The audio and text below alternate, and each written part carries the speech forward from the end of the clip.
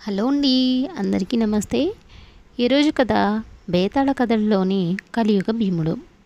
పట్టుబదలని విక్రమార్కుడు చెట్టు వద్దకు తిరిగి వెళ్ళి చెట్టుపై నుంచి శవాన్ని దించి భుజాన్ని వేసుకొని ఎప్పట్లాగే మౌనంగా శ్మశానంకేసి నడవసాగాడు. అప్పుడు శవంలోని బేతాళుడు, రాజా, నీలాగా దుర్ఘటనమైన పనుల మీద వేసుకొని తాము కోరినది సాధించిన వారు కొందరున్నారు.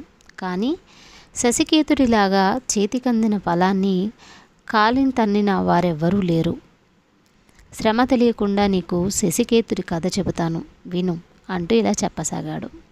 నవకేతన నగరానికి పుష్పకేతుడనే రాజుండేవాడు. ఆయన ఎంత మంచివాడంటే ప్రజలు ఆయన కోసం ప్రాణాలు వదలడానికి కూడా సిద్ధంగా ఉండేవారు. అలాంటి పుష్పకేతుణ్ణి సంతానం లేని కొరత ఒకటి చాలా బాధించేది. ఈ బాధను ఆయన చాలా కాలం తన మనసులోనే అంచుకొని చిట్ట చివరికి ఒక రోజున తన పురోహితుడితో చెప్పుకున్నాడు. రాజపురోహితుడు మహాజ్ఞాని. ఆయన రాజుతో, మహారాజా, ప్రజలంతా మీ బిడ్డలే కదా, అయినా బిడ్డలు కలగాలన్న కోరిక మీకున్నట్టుగానే ప్రజలకు కూడా ఉండటం సహజం. అందరికీ సంతర్పణ చేయండి. వచ్చిన వారందరి నుంచి సుపుత్రుడు కలగాలని ఆశీర్వాదం పొందండి. ప్రజలందరూ మనస్ఫూర్తిగా చేసే ఆశీర్వాదం వృధా పోదు అన్నాడు. పుష్పకేత మహారాజు పురోహితుడు చెప్పినట్టే చేశాడు. దేశంలో ఉన్న సమస్త జనానికి సమారాధన అవిచ్ఛిన్నంగా జరిగింది. భోజనం చేసి వెళ్ళే ప్రతి మనిషి చేత రాజు ఆశీర్వాదం పొందాడు. అందరి ఆశీర్వాదాలు ఫలించి ఏడాది తిరిగేసరికల్లా రాజుకు ఒక చక్కని కొడుకు కలిగాడు. అతనికి శశికేతుడనే పేరు పెట్టుకున్నారు. శశికేతునికి తండ్రిలోని సద్గుణాలన్నిటితో పాటు అసాధారణమైన ధైర్యము, బలము కూడా పెంపొందాయి. యుక్త వయసు రాగానే అతనికి పెళ్లి చేయ నిశ్చయించి అనేక దేశాల రాజకుమార్తెలను చూశారు. వారెవ్వరూ అతనికి నచ్చని కారణం చేత అప్పుడే నాకు పెళ్లి దేనికి అని శశికేతుడు తత్సారం చేస్తూ వచ్చాడు. కానీ అతనికి పెళ్లాడాలన్న కోరిక లేకపోలేదు. ఒకనాడతను పురోహితుడి ఇంటికి వెళ్ళి, స్వామి, నాకు తగిన కన్య ఎక్కడుందో చెప్పగలరా అని అడిగాడు. నాయన, రుద్రజటమనే దేశాన్ని పాలించే జితసేన మహారాజు కూతురు తప్ప నీకు భార్య కాదగిన కన్య మరొకట్లు లేరు అన్నాడు పురోహితుడు. ఈ మాట వింటూనే శశికేతుడు తన కత్తి మాత్రమే తీసుకొని గుర్రమెక్కి రుద్రజటానికి బయలుదేరాడు. అతను రాజధానికి చేరి ఒక పేదరాశి పెద్దమ్మ ఇంట బస చేసి, పెద్దమ్మ, నేను ఈ దేశపు రాజకుమార్తెను పెళ్లాడదామని వచ్చాను. ఎవరి ద్వారా ప్రయత్నం చెయ్యమని సలహా ఇస్తావు అని అడిగాడు. పెద్దమ్మ పెద్దగా నిట్టూర్చి, అయ్యో నాయన, నీ వంటి వాళ్లకు 100 మందికి ఆ రాజకుమార్తె ఇప్పటికీ పెళ్లి చేసింది. వాళ్ళ తలలన్నీ కోటగుమ్మానికి తోరణంలాగా వేలాడగట్టి ఉన్నాయి. నా సలహా అడిగేటట్టయితే వచ్చిన దారే మీ దేశానికి వెళ్ళిపో అన్నది. అదేంటి, అలా ఎందుకు జరిగింది అని శశికేతుడు పెద్దమ్మను అడిగాడు. ఏం చెప్పమంటావు నాయనా, మా రాజుగారి అమ్మాయి 4 ఏళ్ళు పిల్లగా ఉండగా ఎవరో మంత్రగాడు ఎత్తుకుపోయాడని చెప్పుకున్నారు. 2 రోజుల పాటు దేశమంతటా అట్టుడుకుపోయింది.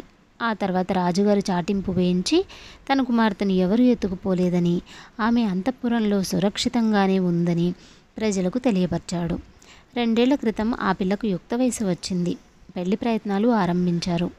అనేక మంది రాజకుమారులు ఆమె అందచందాలను గురించి విని పెళ్లాడదామని వచ్చారు. తనను పెళ్లాడటానికి రాజకుమార్తె ఒక షరత్తు పెట్టింది. ఇక్కడికి 10 కోసల దూరాన ఉండే భీమవనంలో కలియుగ భీముడని ఒకడున్నాడు. వాణ్ణి జయించి వాడి తల నరికి తెచ్చిన వాణ్ణే తాను పెళ్లాడతానంటుంది. అలా చెయ్యలేని వాడి తల కొట్టించి కోటగుమ్మానికి వేలాడదీస్తుంది. అందుచేత నువ్వామెను పెళ్లాడే ఆలోచన వదులుకో బాబు అన్నది పెద్దమ్మ. ఇంత దూరం వచ్చి ఓడిపోయి తిరిగిపోతానా పెద్దమ్మ? రాజకుమార్తె ఇలా రాజకుమారుల తలలు నరికేస్తుంటే రాజైనా ఇదేమిటి అని అడగడా అని శశికేతుడు అడిగాడు. ఏం చెప్పమంటావు నాయన, ఆ రాజు పిరికివాడు, కూతురంటే భయపడతాడని చెప్పుకుంటారు అన్నది పెద్దమ్మ. మర్నాడే శశికేతుడు రాజభవనానికి వెళ్ళి, నన్ను రాజకుమార్తె పెళ్లాడుతుందేమో తెలుసుకోవడానికి వచ్చాను అని రాజుకు కబురు చేశాడు. అతన్ని భటులు లోపలికి తీసుకుపోయారు. సింహాసనాల మీద ఒక పక్కగా రాజు, మరొక పక్కగా రాజకుమార్తె కూర్చుని ఉన్నారు. శశికేతుడు మరొక ఆసనం మీద కూర్చుని తాను వచ్చిన పని వాళ్లకు చెప్పాడు. రాజకుమార్తె అతని కేసి వెటకారంగా చూస్తూ, భీమవనంలో ఉండే కలియుగ భీముడి శిరస్సు తెచ్చి నాకు చూపినట్టయితే నేను ఎవరినైనా పెళ్లాడతాను. అందుకు ఒప్పుకొని వెళ్ళి కలియుగ భీముడి శిరస్సు తేలేకపోయిన వాడి శిరస్సు నరికి మా కోట గుమ్మానికి వేలాడగట్టిస్తాను అన్నది. శశికేతుడు గట్టిగా నవ్వి, ఆ కలియుగ భీముడి శిరస్సు తేలేకపోతే నా దారిన నేను హాయిగా వెళ్ళిపోతాను గాని నా శిరస్సును మీ కోట గుమ్మానికి అలంకారంగా ఎందుకు ఇస్తాను అన్నాడు. రాజకుమార్తె అతని కేసి చురచురా చూస్తూ, ఇక్కడికే తిరిగి వస్తావు, రాకుండా ఉండటం నీ చేతిలో ఉండదు, తెలిసిందా అన్నది. శశికేతుడు అక్కడి నుంచి బయలుదేరి తన గుర్రం మీద భీమవనానికి వెళ్ళాడు. భీమవనం చాలా అందమైనది. అందులోకి చాలా దూరం వెళ్ళాక ఒక ఇల్లు కనబడింది. అతను ఆ ఇంటి ముందుకు వెళ్ళి తలుపు తట్టేసరికి ఒక అమ్మాయి వచ్చి తలుపు తీసి శశికేతుడిని చూసి కొంచెం కంగారు పడి, ఎవరు మీరు, ఇక్కడ ఏం పని, వెంటనే వెళ్ళిపోండి అన్నది. శశికేతుడు ఆమె అందం చూసి క్షణం సేపు నిర్గంతపోయాడు. నేనొక పని మీద వచ్చాను, కలియుగ భీముడు ఎక్కడుంటాడో చెప్పగలవా అని అడిగాడు. ఇదే ఇల్లు, మీకు ఆయనతో పని ఏంటి అని ఆమె అడిగింది. ఆయనతో యుద్ధం చేసి ఆయన తల తీసుకుపోయి రాజకుమార్తెను పెళ్లాడతాను అన్నాడు శశికేతుడు. ఆయనను జయించటం ఎవరి తరమూ కాదు అన్నదామె. జయించకపోతే ఆయన చేతిలో ఓడి చనిపోతాను, ఎలాగైనా ఒకటే, నేను ఆయన తల తీసుకురాకపోతే రాజకుమార్తె నా తల తీస్తుంది అన్నాడు శశికేతుడు. నేను ఆయన కుమార్తెను, మా తండ్రి ఈ పక్కనే జువ్వి చెట్టు కింద నిద్రపోతూ ఉంటాడు అన్నదామె. సరే వస్తాను అని శశికేతుడు బయలుదేరుతుండగా ఆమె అతన్ని వెనుక్కు పిలిచి రహస్యంగా, ఆయన తల దొరికినట్టయితే దాన్ని ఎక్కడా కింద పెట్టవద్దు, చేతితోనే పట్టుకుని తిన్నగా నా దగ్గరికి రండి అన్నది. శశికేతుడు ఆమె చూపిన దిక్కుగా వెళ్ళి జువ్వి చెట్టు కింద పడుకొని నిద్రపోతున్న మహాకాయుణ్ణి ఒకణ్ణి చూశాడు. అతను ఆ కలియుగ భీముణ్ణి ఒక్క తన్ను తన్నేసరికి ఆ మనిషి లేచి కూర్చుని, ఎందుకు నన్ను లేపావు అని అడిగాడు. నువ్వే కలియుగ భీముడివైతే కత్తి తీసుకొని యుద్ధానికి రా అన్నాడు శశికేతుడు. కలియుగ భీముడు ఏ ఆయుధము లేకుండానే కలియబడ్డాడు. శశికేతుడు కూడా కత్తి దూయక కలియుగ భీమునితో బహాబాహుయి యుద్ధం సాగించాడు. కొంతసేపు ఇద్దరు యుద్ధం చేశాక కలియుగ భీముడు కాస్త వెల్లకిలా పడిపోయాడు. శశికేతుడు అతని రొమ్ము మీద కాలు పెట్టి నొక్కి, నీ తల నరికేస్తాను అన్నాడు. నరికేయి, నిన్నెలా ఆపను అన్నాడు కలియుగ భీముడు. శశికేతుడు కత్తి దూసి ఒక్క వేటున కలియుగ భీముడి మెడ నరికి తల చేత పట్టుకుని బయలుదేరాడు. అతను కొద్ది అడుగులు వేశాడో లేదో కా అని భయంకరంగా అరుస్తూ 2-3 కాకులు అతని ముఖం మీదికి వచ్చాయి. వెంటనే శశికేతుడు కలియుగ భీముడి తలను జారవిడిచి తన చేతులు 2 ముఖానికి అడ్డం పెట్టుకున్నాడు. అతను చేతులు అడ్డం తీసి చూస్తే కాకులు లేవు, కలియుగ భీముడి తల లేదు. ఏం చేయాలో తోచక శశికేతుడు కొద్దిసేపు తిరిగి కలియుగ భీముడి ఇంటికి వెళ్ళి అతని కుమార్తెతో జరిగిందంతా చెప్పాడు. ఆమె నవ్వి, ఇంత పరాక్రమవంతుడివి, కాకులకు భయపడి నా సలహా మరిచావా? ఈసారి కలియుగ భీముడి తల నరికినప్పుడు దాన్ని వదలకుండా చేత పట్టుకుని నా దగ్గరికి రా అన్నది. శశికేతుడు మళ్ళీ జువ్వి చెట్టు కిందికి వెళ్ళేసరికి కలియుగ భీముడు ఏమీ జరగనట్టు నిద్రపోతున్నాడు. శశికేతుడు అతన్ని తన్ని లేపి అతనితో యుద్ధం చేసి పడదోసి మళ్ళీ తల నరికి చేత పట్టుకుని తిన్నగా కలియుగ భీముడి కూతురు దగ్గరికి వెళ్ళాడు. ఆమె అతని చేతిలో ఉండే తలను చూసి, ఇక నువ్వు చెయ్యవలసిందేమంటే ఈ తలను తీసుకుపోయి రాజకుమార్తెకు చూపించు, ఇది కలియుగ భీముడి తలేనని అందరి ముందు ఆమె చేత ఒప్పించు. ఆమె దానిని తనకివ్వమంటుంది, కానీ ఇవ్వకు. ఆ తలను అప్పుడే నరికి ముక్కలు చేసి దహనం చేసేయి. ఆ తరువాత నువ్వు రాజకుమార్తెను పెళ్లాడటానికి ఏ ఆటంకము ఉండదు. అంతకన్నా ముఖ్యమేమంటే ఈ రాజకుమారుల అకాల మరణాలను అరికట్టిన వాడివవుతావు అన్నది. నేను తిరిగి వస్తాను, నువ్విక్కడే ఉంటావు కదా అన్నాడు శశికేతుడు. తల ఊపి ఆమె లోపలికి వెళ్ళిపోయింది. శశికేతుడు కలియుగ భీముడి తలను పట్టుకుని గుర్రం మీద రాజధానికి చేరేసరికి రాత్రి పొద్దుపోయింది. చలికాలం కావటం చేత రాజభవనం ముందు కాపలా వాళ్ళు చలిమంట వేసుకుంటున్నారు. శశికేతుడు రాజభవనంలోనికి వెళ్ళి రాజకుమార్తె కోసం కబురు చేశాడు. ఆమె వచ్చింది. ఇదిగో కలియుగ భీముడి తల తెచ్చాను, సరిగా చూసి గుర్తించు అన్నాడతను. రాజకుమార్తె తలకేసి చూసి, ఇది కలియుగ భీముడి తలే, నీ శపథం నిలబెట్టుకున్నావు, దాన్ని నాకియ్యి అన్నది. దాన్ని నీకివ్వాలన్న షరతేమీ లేదు అంటూ శశికేతుడు బయటికి నడిచాడు. దాన్ని నాకిచ్చెయ్యి, కోటగుమ్మానికి అలంకారంగా తగిలిస్తాను, నువ్వేం చేసుకుంటావు అంటూ రాజకుమార్తె అతని వెంట పడింది. శశికేతుడు తిన్నగా చలిమంట దగ్గరికి వచ్చి కత్తితో తల నుంచి చిన్న చిన్న ముక్కలు నరికి మంటలో వేయసాగాడు. రాజకుమార్తె కెవ్వున అర్చి అతని మీద పడిపోయి కలియుగ భీముడి తలను బలవంతాన లాక్కోబోయింది. అతను తలను దూరంగా ఎడం చేత పట్టుకుని కుడి చేతిలో ఉన్న కత్తిని బలంగా విసిరి రాజకుమార్తెను రెండుగా నరికాడు. తర్వాత అతను కలియుగ భీముని తలను అగ్నిప్రీతి చేసి గుర్రమెక్కి తిరిగి భీమవనానికి వెళ్ళాడు. కలియుగ భీముడి కుమార్తె అతన్ని తిరిగి చూసి ఆనంద బాష్పాలు రాల్చింది. అతను ఆమెకు జరిగిందంతా చెప్పి ఆమెను తన గుర్రం మీద ఎక్కించుకొని తన నగరానికి వెళ్ళి అక్కడ ఆమెను వైభవంగా పెళ్ళాడి సుఖంగా ఉన్నాడు. బేతాళుడి కథ చెప్పి, రాజా, అంత శ్రమపడి కలియుగ భీముడి తల తెచ్చిన రాజకుమారుడు రాజకుమార్తెను పెళ్ళాడక కలియుగ భీముడి కుమార్తెనెందుకు పెళ్ళాడాడు? కలియుగ భీముడి కుమార్తె తన తండ్రి చావుకు ఎందుకు సహాయపడింది? పురోహితుణ్ణి సలహా అడిగి బయలుదేరిన రాజకుమారుడు ఆ సలహా ప్రకారం ఎందుకు నడుచుకోలేదు? ఈ ప్రశ్నలకు సమాధానం తెలిసి కూడా చెప్పకపోయావో నీ తల పగిలిపోతుంది అన్నాడు. దానికి విక్రమార్కుడు, శశికేతుడు పురోహితుడి సలహాను అక్షరాలా పాటించాడు. కలియుగ భీముడు రాజకుమార్తెను చిన్నతనంలో ఎత్తుకుపోయిన మాంత్రికుడు బహుశా రాజకుమార్తెగా నటిస్తుందని ఆ మాంత్రికుడి కూతురై ఉంటుంది. అన్ని ఏళ్లుగా మాంత్రికుడి వద్ద బందీగా ఉన్న రాజకుమార్తె అతన్ని నాశనం చెయ్యడానికి ప్రయత్నించటంలో ఆశ్చర్యం లేదు అన్నాడు. రాజుకి విధంగా మౌనభంగం కలగగానే బేతాళుడు శవంతో సహా మాయమై మళ్ళీ చెట్టెక్కాడు. కథ సమాప్తం. తరువాతి కథ బేతాళ కథలలోని దేవీ పూజ. విసుగు చెందని విక్రమార్కుడు చెట్టు వద్దకు తిరిగి వెళ్ళి చెట్టుపై నుంచి శవాన్ని దించి భుజాన్ని వేసుకొని ఎప్పట్లాగే మౌనంగా శ్మశానం కేసి నడవసాగాడు. అప్పుడు శవంలోని బేతాళుడు, రాజా, ఈ అపరాత్రి వేళ నీవు పడే పాటలు చూస్తుంటే వెనుకటికి హంసపాదుడనే రాజు మల్లెపూల కోసం పడిన శ్రమ జ్ఞాపకం వస్తుందోయ్. శ్రమ తెలియకుండా నీకా కథ చెబుతాను, విను అంటూ ఈ విధంగా చెప్పసాగాడు. కుంజరవతి అనే నగరంలో హంసపాదుడనే రాజు ఉండేవాడు. ఆయనకు భద్రపాలుడనే కుమారుడుండేవాడు. యుక్త వయసు రాగానే భద్రపాలుడికి కుముద ద్వీప రాజకుమార్తెనిచ్చి పెళ్లి చేశాడు. పెళ్ళి అయ్యాక భద్రపాలుడు 3 మాసాల పాటు అత్తవారింట నగుడుపులు గుడిచి సముద్రం మీద భార్యతో సహా స్వదేశానికి బయలుదేరాడు. అతని నౌక పలాని రోజున బయలుదేరుతుందని హంసపాదుడికి ముందుగానే వార్త వచ్చింది. భద్రపాలుడు వచ్చే నౌక సముద్ర మధ్యలో ఉండగా భయంకరమైన తుఫాను చెలరేగింది.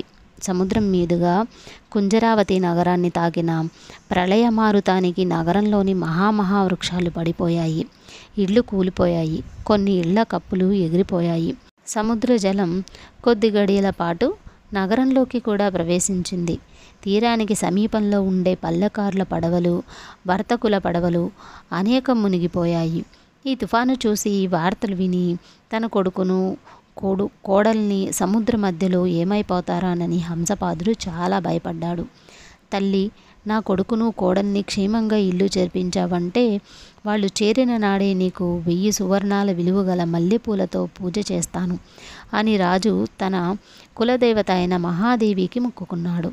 2 రోజులు విజృంభించిన తుఫాను 3వ నాటికి నిలిచిపోయింది. 4వ నాడు రాజుకు శుభవార్త అందింది. ఆయన కొడుకు కోడలు ఎక్కిన ఓడ తుఫాను వాత పడలేదు.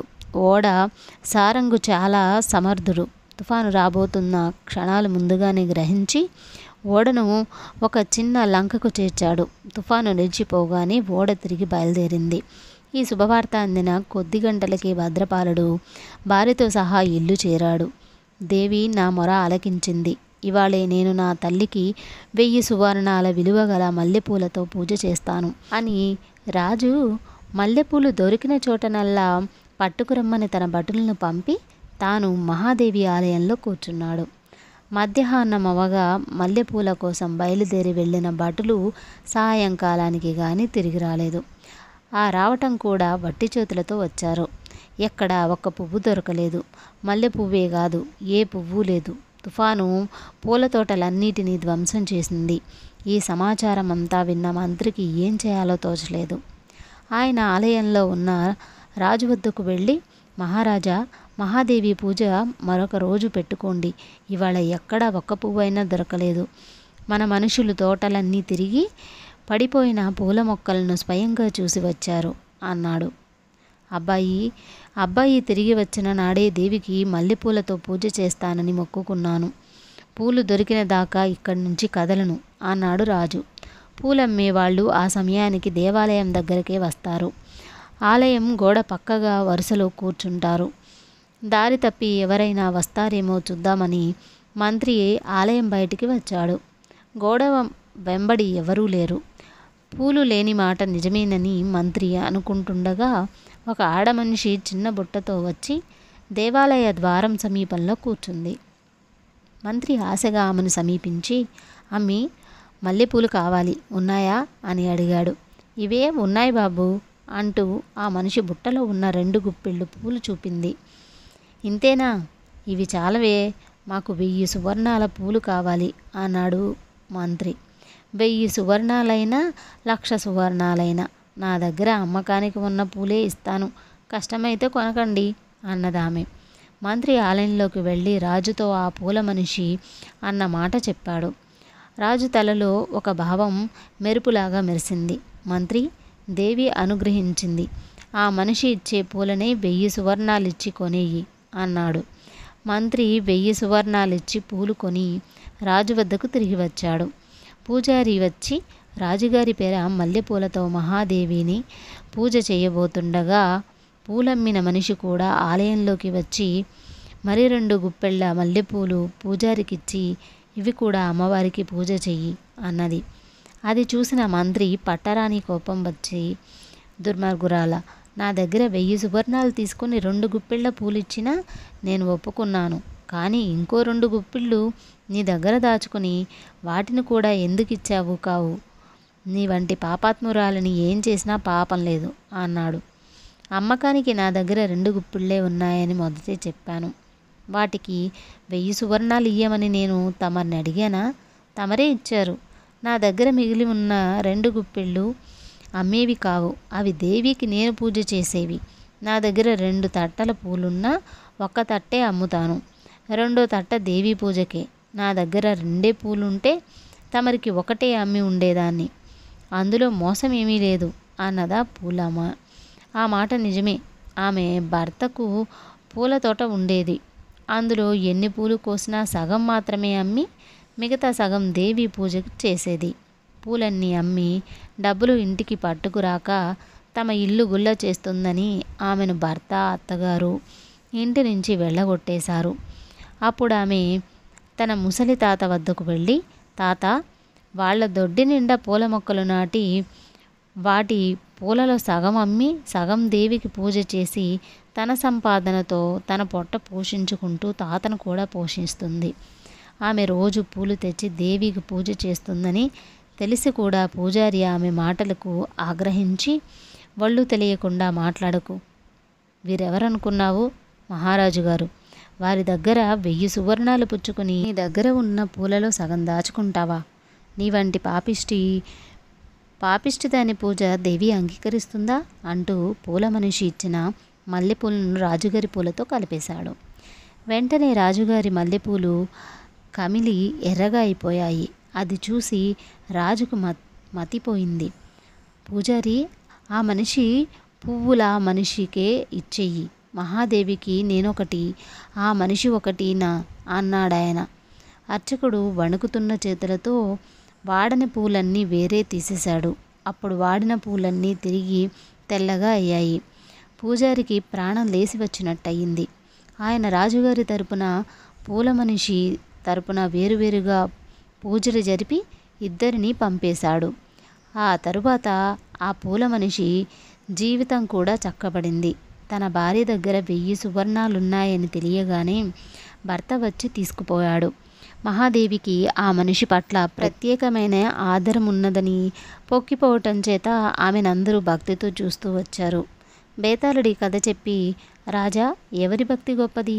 రాజుదా, పూల మనిషిదా? దీనికి సమాధానం తెలిసి కూడా చెప్పకపోయావో నీ తల పగిలిపోతుంది అన్నాడు. దానికి విక్రమార్కుడు, నిస్సందేహంగా పూల మనిషి భక్తే గొప్పది. రాజు 2 గుప్పిళ్ల పూల కోసం 1000 సువర్ణాలు ఖర్చు చేసి తన మొక్కు తీర్చుకున్న మాట నిజమే. ఆయన దేవికి మొక్కు చెల్లించిన దాకా గుడిలోనే ఉండిపోతాననడం కూడా గొప్ప సంగతే. కానీ అందులో రాజుకు గల నిజాయితీ హెచ్చుగా కనబడుతుంది. తన కొడుకు కోడలు క్షేమంగా తిరిగి రావాలన్న స్వార్థంతో అపూర్వమైన పూజ చేస్తానని రాజు దేవికి మొక్కుకున్నాడు. అలాంటి మొక్కులు ఆయన జీవితంలో 1-2 సార్ల కన్నా ఎక్కువ మొక్కుకునే అవసరం రాదు. అదీ కాక రాజుకు 1000 సువర్ణాలొక పెద్ద మొత్తం కాదు. కానీ పూల మనిషి దారి వేరు. రాగి డబ్బు కూడా ఆమెకు పెద్ద మొత్తమే. అయినా ఆమె రోజు దేవికి తన పూలతో సహా సగం పూజ చేసి తన సంపాదనలో సగం ధార పోస్తుంది. ఆమె ఏ మొక్కులు మొక్కుకోలేదు, దేవి నుంచి ఏమీ కోరుకోలేదు. భర్త వదిలేయడం కన్నా ఆడదానికి పెద్ద కష్టం ఉండదు. అలాంటి కష్టం వచ్చినా ఆమె దేవికి పూజ మానలేదు. అందుచేత పూల మనిషి భక్తితో రాజుభక్తిని ఏ విధంగానూ పోల్చటానికి లేదు అన్నాడు. రాజుకి విధంగా మౌనభంగం కలగగానే శవంతో సహా మాయమై మళ్ళీ చెట్టెక్కాడు. కథ సమాప్తం. ఈ కథ కనుక నచ్చినట్లయితే తప్పకుండా లైక్ చేయండి, అలాగే షేర్ చేయండి. అలాగే మన ఛానల్ని ఫస్ట్ టైం చూస్తున్న వాళ్ళైతే తప్పకుండా సబ్స్క్రైబ్ చేసుకోండి. మరిన్ని ఇంట్రెస్టింగ్ స్టోరీస్ కోసం పక్కనే ఉన్న బెల్ ఐకాన్ని క్లిక్ చేయండి.